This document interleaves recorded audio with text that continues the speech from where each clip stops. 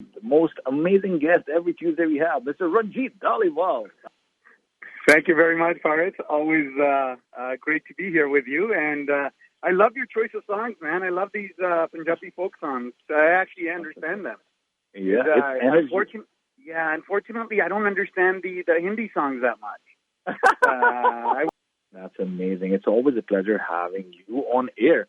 And I know today you have been very busy and we have a short schedule, but let's get started. Then from tomorrow, CMHC is changing its rules as well.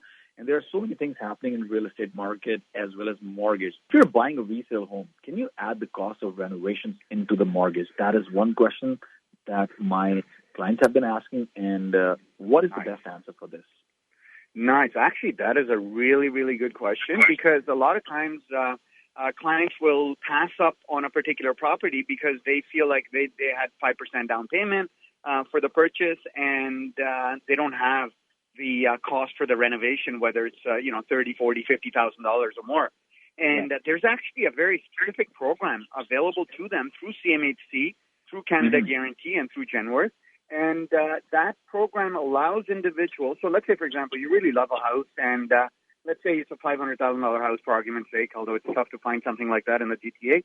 But let's say it's a $500,000 house, just to keep the numbers simple, and you're putting 5% down on it, that'd be $25,000. Now, if you, let's say, it needed a $50,000 in upgrade because it needed a nice kitchen and some washrooms, maybe a separate entrance or something like that. And now we can actually, so rather than you having to come up with 25 for the down plus 50 for the rental cost, we can basically roll it all into the mortgage. The way the mortgage broker submits it is we'll submit it as an improved value of $550,000. Now they may not always approve, but we can tell you what kind of renovations get approved for this. And so then CMHC, so when we submit it, we don't say the purchase price is $500,000. We'll basically say that, hey, purchase price plus the improved value is $550,000. Now, as per the CMHC rules, you can still put 5% on the first $500,000, and then anything on top, 10% on that. So you would end up putting, instead of $75,000 for the down payment and the rentals, you'd only have to do $30,000 for it because CMHC will treat it like a $550,000 purchase, and they will let you put 5% on the first $500,000 and 10% on the other. So 10% on $50,000 is $5,000 plus the 25. You can get away with $30,000 instead of $75,000. And also nowadays in a very tight market, you might be able to pick up something that doesn't quite meet your criteria because the kitchen's not to your liking or something else is not to your liking.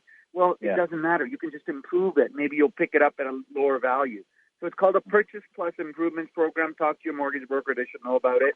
Or, of course, call us. We'll get it done for you. 416-992-7265 is the number. 416-992-7265. Now, my next question for tonight is very interesting. As we know, this is historic low rate of interest that we are getting right now. And this is the best time for first-time home buyers new to Canada to get into the market and get their first home, or dream home, or even upgrade, because you can't go better than this. Now, having said that, should people be broking, because those who already have their mortgages, be breaking their fixed rate mortgage and renegotiating a new mortgage rate for the existing mortgages? You know, that is, again, another brilliant question and very timely right now. In fact, we sent out an email to all of our clients about 3 months ago. When I started anticipating this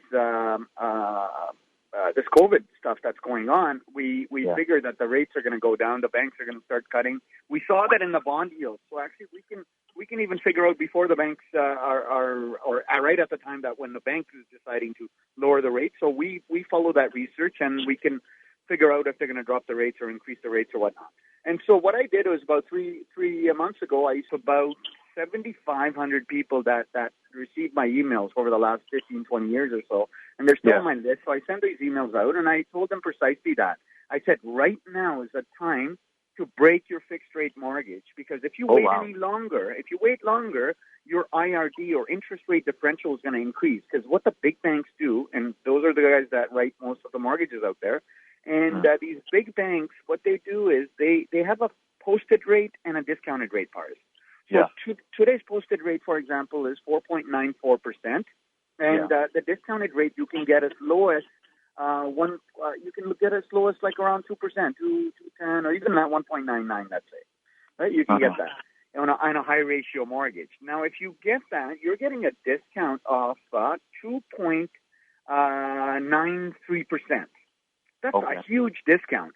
So what these banks do is they'll basically, the larger your discount, the larger your penalty. And now it gets larger and larger when you have a lesser term left. So originally it was a 5-year term. They'll compare your rate to whatever comparable 5-year rate is. Now, if you already have 2 years that have gone by, they're going to compare it to a 3-year term. And a 3-year term normally has a lower rate. So they'll say that, hey, your rate is 3.5%. You're getting 3.44% interest rate or 3.39% interest rate. Let's just say 3.5% interest rate. And now the rates have dropped quite a bit, right? Nowadays, even on a conventional basis, you can get a rate close to 2.25% on a 5-year fixed money or on a variable money, sorry. And if you're in a high ratio, you can get it below 2%, right? And so most of these people that'll be renegotiating, they'll be in not a high ratio mortgage. They'll be in what we call a conventional mortgage, or they'll have more than 20% equity in there. In that particular case, you can still get a rate somewhere around 2.25% or so. So if you happen to have a rate which was, let's say, 3.5%, that means you can save 1.25%. Now, if your penalty is low, so if you have a $500,000 mortgage, at 1.25%, you're looking at annual savings of $7,500. So now, if you have 3 years left on it, and your penalty is like $10,000 or less, you should jump at renegotiating. And there's different strategies that you can actually deploy in order to lower that penalty as well. So the first thing you got to do is contact your bank and ask them, what is my penalty, because I want to pay down the mortgage, so I'm thinking of selling the house or whatnot. Don't tell them what you're doing, because they're going to give you all these different options. Attractive, options. they're going to try to make it seem like, oh, this might be better. Why do you want to pay $10,000 out of your pocket and stuff? But what they end up doing is they end up getting a longer-term contract from you at a higher rate than what you'd normally get. And so these are the things.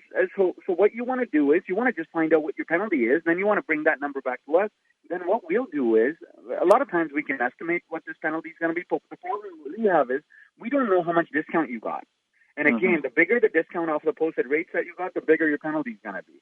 If the amount of time left is around 3 years, that's going to be a huge penalty. If it's 2 years left, it might be a little bit less. If it's 1 year left, it might be a little bit less.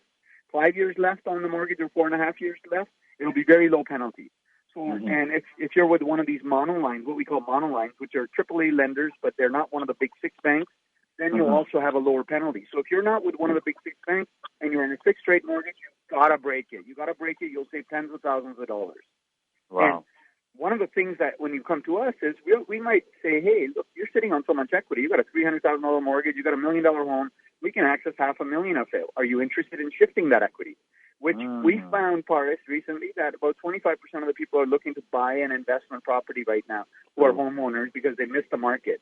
And so what we're saying is that we'll help you do it right. Let's build a plan and then buy a property that only fits into that plan. Right? So if you want to know what the cost-benefit analysis is for you to break the mortgage and get a new rate, how many months will it take for you to break even, and if you can access additional equity to do some investments, give me a call, 416-992-7265, 416-992-7265. And if you're doing this, I'd be more than happy to pick up anybody that calls today. I'll pick up the appraisal fee. We normally don't pick up any fees because we add a lot of value to our client relationships. And but hey, Canada Day special. Canada Day special. I'll pick up the appraisal fee, and we might even be able to pick up the. It depends. You got to really qualify for this, but we might be able to pick up your appraisal and legal fee if you call right now.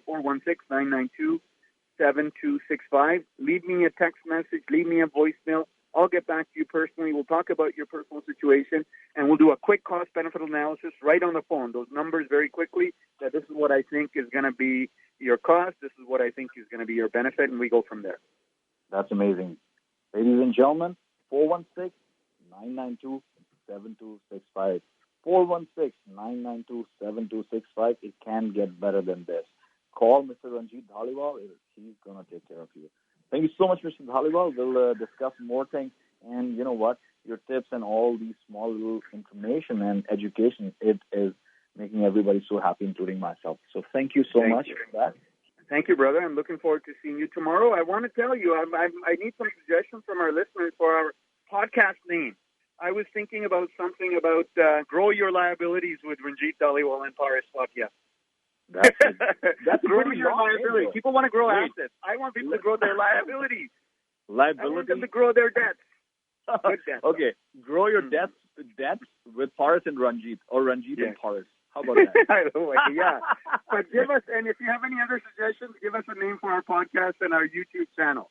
And then we'll start putting this stuff on our channels, right? Yeah, we will. Good, Paris. Thank you so much. You have a great evening, brother.